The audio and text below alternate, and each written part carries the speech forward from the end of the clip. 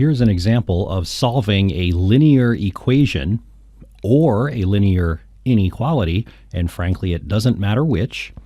This topic is found in Chapter 2 of your online integrated textbook. The reason there is a dime on the page is because you don't need to know whether this is an equation or an inequality before you start solving. The same rules are going to apply. And so I don't care. I don't care if this is an equation. I don't care if it's an inequality. What I do know is that I need to solve it, which means I need to isolate the variable. And so this is like moving little tiles around a board in a game. There are rules to how you can do it. So here, what I want to do is get the terms with the t, which is our variable, together. They're like little magnets. They want to stick together.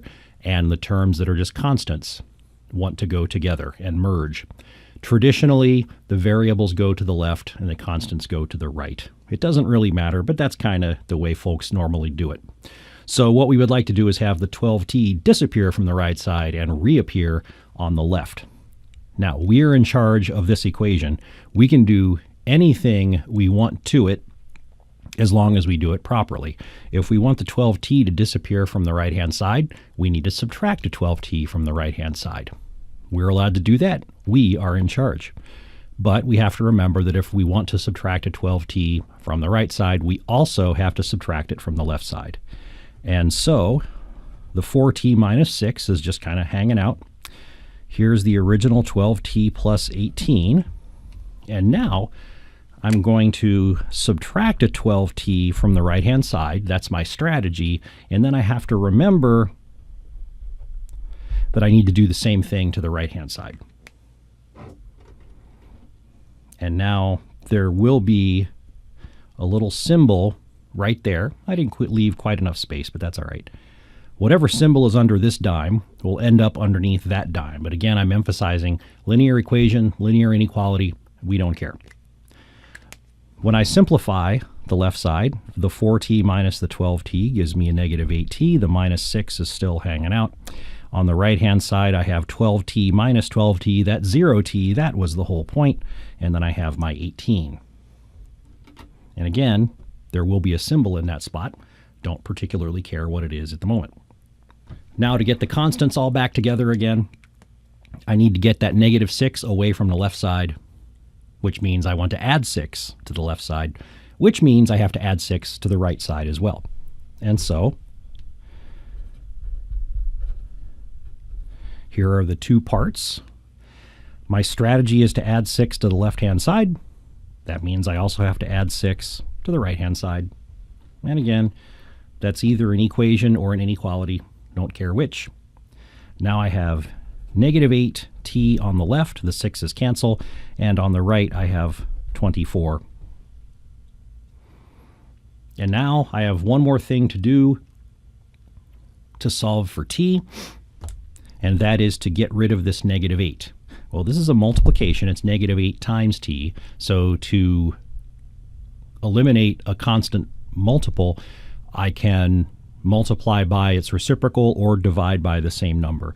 And so what I'm going to do here is I'm going to divide both sides by negative 8. Put in my mystery symbol. Maybe we'll make $1 before this all is done. The left-hand side, the negative 8 times t over negative 8, the negative 8's cancel because we can cancel across multiplication. I'm left with a t. Ta-da, that was the whole point. And over here I have negative 3 with my mystery symbol. Now, if the original symbol here was equals, then we'd have equals, equals, equals, equals, equals, all the way down the line. And the solution to this equation is t equals negative 3. The value of negative 3 for t is the one magic number that will make this statement true. If this is an inequality, either some version of less than or greater than, or less than or equal or greater than or equal, that symbol will carry to here, to here, to here. But then to here, we got to be a little bit careful if this is an inequality. So let's see. What was this to begin with? Hey, it was an inequality. All right, so what I'm going to do here is put that symbol in place here. The fact that it's an inequality would change nothing about our strategies to isolate the variable. Less than or equal. Less than or equal.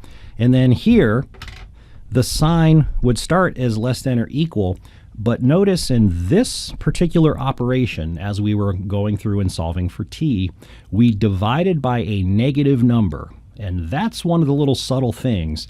If this was equality, then it just equals, equals, equals, equals all the way through to the end.